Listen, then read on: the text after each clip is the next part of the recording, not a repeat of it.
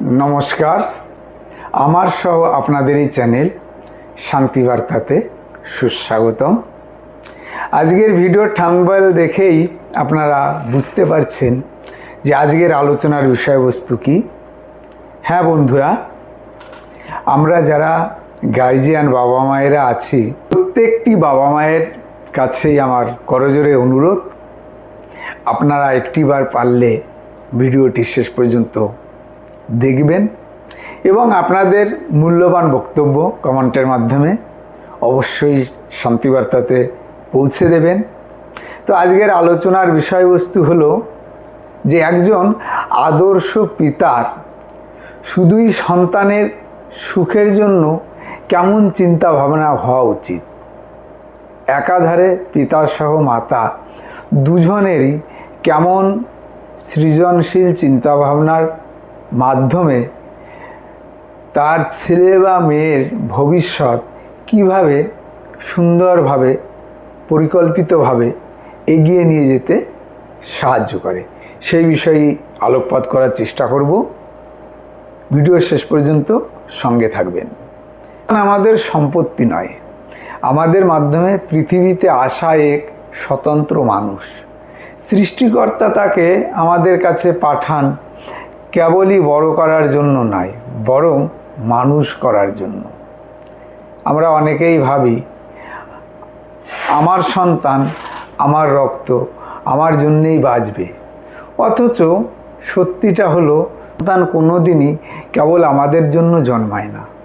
সে জন্মায় তার নিজের একটা আলাদা সত্তা নিয়ে, আলাদা স্বপ্ন নিয়ে, আলাদা সম্ভাবনা নিয়ে। বাবা মা হিসেবে আমাদের ভূমিকা হলো সেই সম্ভাবনাকে নিরাপদ, ভালোবাসা, মূল্যবোধ আর সঠিক দিক নির্দেশনার মধ্যে দিয়ে বিকশিত হতে সাহায্য করার প্রচেষ্টা করা। কিন্তু বাস্তবে আমরা কি করি? আমরা সন্তানকে ভালোবাসার নামে এতটাই আগলে রাখি যে অনেক সময় তার নিজের অস্তিত্বটাই চাপা পড়ে যায়।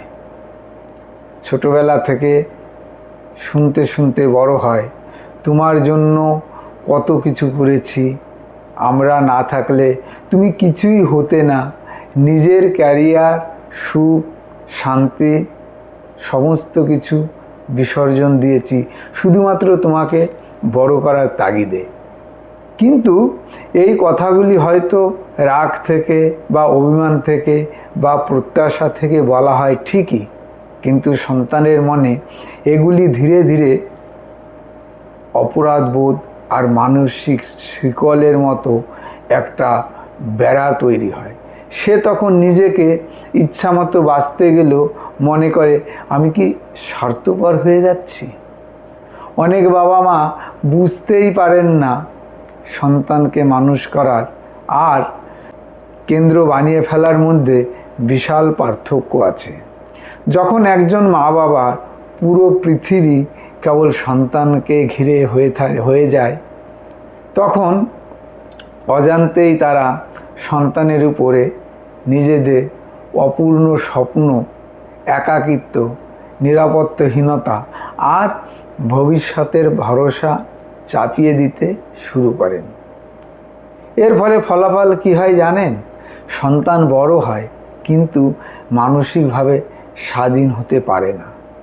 সে সিদ্ধান্ত নিতে ভয় পায়, নিজের জীবন বেছে নিতে ভয় পায়, কারণ তার মনে হয় আমি যদি নিজের মতো বাঁচি তাহলে হয়তো বাবা মায়ের প্রতি অবিচার করা হবে। অথচ প্রকৃত ভালোবাসা কখনো শিকল পরায় না। প্রকৃত ভালোবাসা মানুষকে উড়তে শেখায়। এই জিনিসটাই আমরা বাবা মায়েরা এই সময়ে অনেকটাই ভুলতে চলেছি। একটা আম গাছকে দেখুন, সে বছরের পর বছর যত্নে বড় হয়, ঝড় বাদল সহ্য করে, শিকড় গভীরে ছড়িয়ে দেয়, তারপর এক সময় ফল দেয়। কিন্তু সেই ফল কি গাছ নিজের জন্য ধরে রাখে? না, সে মাথা নত করে তার ফল বিলিয়ে দেয় চারপাশে। মানুষ খায়, উপকার পায়, আনন্দ পায় এবং বিকশিত হয়। সন্তান পালনের সৌন্দর্যই ঠিক এখানেই। আমরা সন্তানকে এমনভাবে গড়ে তুলব যেন সে নিজের ভেতরের সুপ্ত প্রতিভা খুঁজে পায়, যেন সে জানে সে কেবল কারো ছেলে বা মেয়ে নয়, সে নিজেও একজন পূর্ণ মানুষ। তারও স্বপ্ন আছে, ইচ্ছে আছে, পৃথিবীকে দেওয়ার মতো অনেক কিছু আছে।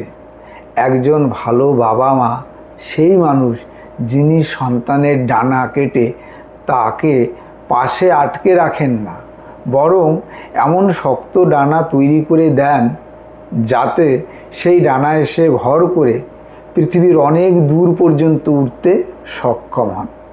হ্যাঁ, সন্তান অবশ্যই মায়া মমতাপূর্ণ হবে।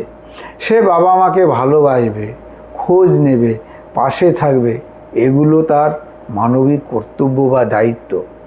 কিন্তু তাকে বৃদ্ধ বয়সে ইনভেস্টমেন্ট ভেবে বড় করা কিংবা নিজের সব সুখ শান্তির একমাত্র ভরসা বানিয়ে ফেলা, এটা সন্তানের প্রতি অন্যায় চাপ তৈরি করে। কারণ সত্যিটা হলো, একজন সন্তান পৃথিবীতে কেবল বাবা মায়ের অপূর্ণতা পূরণ করতে আসেন না, সে আসে নিজের জীবনটা বাঁচতে, সুন্দরভাবে নিজের জীবনকে উপভোগ করতে। আর সুন্দর প্যারেন্টিং হলো সন্তানকে এমন মানসিক শক্তি, মূল্যবোধ আর স্বাধীনতা দেওয়া যাতে সে একদিন নিজের জীবন নিজের মতো গড়তে পারে, অথচ তার ভেতরের মানসিকতা, ভালোবাসা আর শেকড় কখনো হারিয়ে যায় না। যে প্যারেন্টিং সন্তানের আত্মাকে ছোট করে দেয়, সে ভালোবাসা নয়, সেটা ভয়। আর সন্তানকে নিজের চেয়েও বড় মানুষ হতে শেখায়, সেটাই সত্যিকারের ভালোবাসা। আমাদের প্রত্যেকেরই চেষ্টা করা উচিত নিজের সমস্ত কিছু উজাড় করে দিয়ে আমাদের ছেলে বা মেয়েকে বড় হতে সর্বাঙ্গীন সাহায্য করা।